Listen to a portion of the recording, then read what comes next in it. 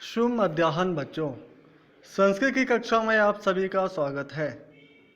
संस्कृत की पिछली कक्षा में हमने पाठ 8 का व्याकरण कार्य किया था। हमने उसमें पाठ 8 के व्याकरणिक प्रश्नों को हल किया था। मैंने आपको उस कक्षा में बताया था कि संस्कृत के नूतन पाठ्यक्रम में अंतिम 2 पाठों को कम कर दिया गया है। इन पाठों से वार्षिक एवं अर्धवार्षिक परीक्षा में कोई प्रश्न नहीं पूछा जाएगा। फिर भी आगामी कक्षा के व्याकरण को समझने के लिए हम इन पाठों के केवल व्याकरण भाग को पढ़ेंगे एवं समझेंगे। इन पाठों से परीक्षा में कोई भी प्रश्न नहीं पूछा जाएगा। उस दिन की कक्षा में हमने पाठ 8 के व्याकरणिक प्रश्नों को हल किया था, समझा था। आज हम पाठ 9 के व्याकरणिक प्रश्नों को समझेंगे और पाठ 9 में संख्या प्रयोग के बारे में बताया गया है। हमने इससे पहले की कक्षाओं में संख्या के बारे में विस्तार से पढ़ा था।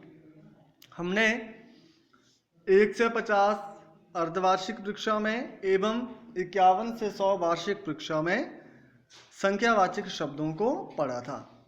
हमने ये भी देखा था कि पुल्लिंग, स्त्रीलिंग और नपुंसकलिंग के आधार पर किस तरह से संख्यावाचक शब्दों में परिवर्तन आ जाता था। आज हम उसी तीनों लिंगों के आधार पर संख्यावाचक शब्दों में होने वाले परिवर्तन के बारे में पढ़ेंगे। तो चलिए पढ़ते हैं संख्या प्रयोग। संख्या प्रयोग, यहाँ हमें क्या बताया गया है। संख्या प्रयोग, पुल्लिंग, स्त्रीलिंग, नपुंसकलिंग। पुल्लिंग का अर्थ है पुरुष सूचक शब्दों का प्रयोग। स्त्रीलिंग में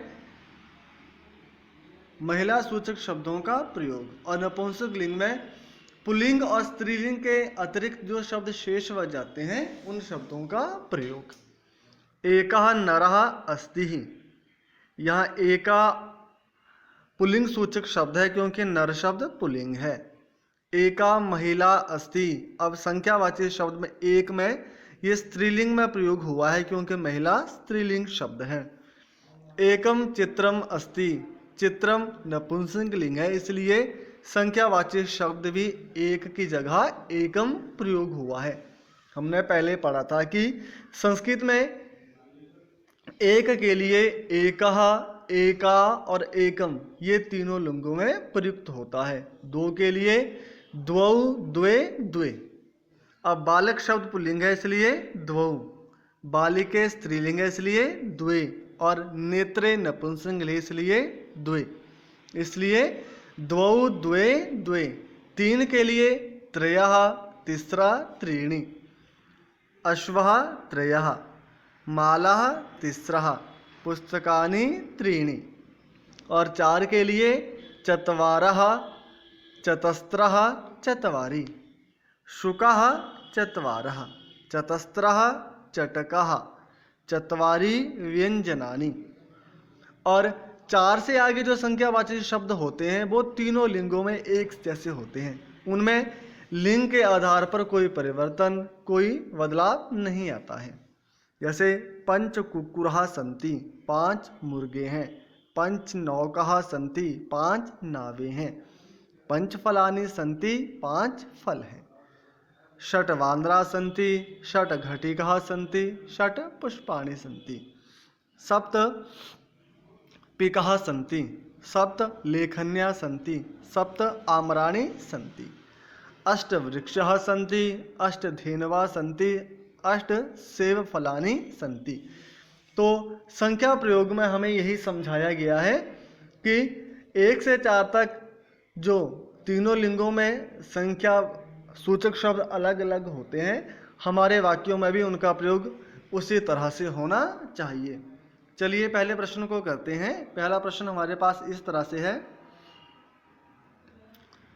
पहला प्रश्न हमारे पास ये है, कोष्ठकात् उचितम संख्यावाचक पदम चित्वा रिक्त स्थानानि पूरयन्ति। हमें कोष्ठक से उचित संख्यावाचक शब्द को चुनना है और लिखना है।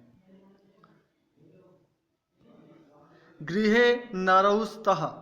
अब हम लिंग को पहचाने कैसेंगे, हम लिंग को पहचानेंगे कैसे, यहाँ से नरौ। अब नर शब्द क्या है, पुल्लिंग। नर शब्द क्या है, पुल्लिंग। इसलिए हम यहाँ से किस शब्द को चुनेंगे, पुल्लिंग सूचक शब्द को, जो पुल्लिंग होगा। अब आपको पता है द्वे, द्वे का प्रयोग होता है स्त्रीलिंग में और नपुंसकलिंग में, इसलिए हम यहाँ करेंगे द्वौ। गृहे द्वौ नरौ स्तः तत्र जना भ्रमन्ति। अब जना शब्द क्या है, पुल्लिंग, इसलिए हम पुल्लिंग सूचक शब्द को ही चुनेंगे। परंतु हम ये भी ध्यान रखेंगे कि लिंगों के आधार पर परिवर्तन तो मात्र 1, 2, 3, 4 तक ही आता है, इससे आगे तीनों लिंगों में एक जैसे। परंतु पंचः, पंचा तो कोई रूप होता ही नहीं है, इसलिए हम लिखेंगे तत्र पंच जना भ्रमन्ति। तत्र पंच जना भ्रमन्ति। आगे है शिक्षकः पाठयति। शिक्षकः अध्यापक, पुल्लिंग है इसलिए एकः। एकः शिक्षकः पाठयति। मित्राणि क्रीडन्ति। मित्राणि नपुंसकलिंग है इसलिए चत्वारि। चत्वारि मित्राणि क्रीडन्ति। गायिका गीतं गायति। गायिका एका गीतं गायति। गायिका एका। एका गायिका गीतं गायति। धेनवः चरन्ति। धेनु शब्द है, गाय को कहते हैं। धेनु शब्द का प्रयोग गाय के अर्थ में प्रयोग करते हैं, इसलिए स्त्रीलिंग। चतस्रा धेनवा चरन्ति। मनुष्यस्य पादौ भवतः द्वौ। मनुष्यस्य द्वौ पादौ भवता। सूर्य अस्ति एकः। सूर्य एकः अस्ति। कन्या पठन्ति। सप्त। सप्त कन्या पठन्ति। यहाँ आएगा सप्त कन्या पठन्ति, सप्ताह नहीं आएगा, सप्त कन्या पठन्ति। पुष्पाणि विकसन्ति। 10। 10 पुष्पाणि विकसन्ति। प्रश्न नंबर 3 में हमें अंकों के स्थान पर संख्यावाचक शब्दों को रिक्त स्थान में पूरा करना है। प्यारे बच्चों, आपको पता है हमने संख्यावाचक शब्द 1 से 100 तक को अच्छे से समझ लिया है। अच्छे से जान करके हम इन्हें अब वाक्य में प्रयोग करना सीखेंगे। परीक्षा में प्रश्न आपको इसी तरह से पूछा जाएगा।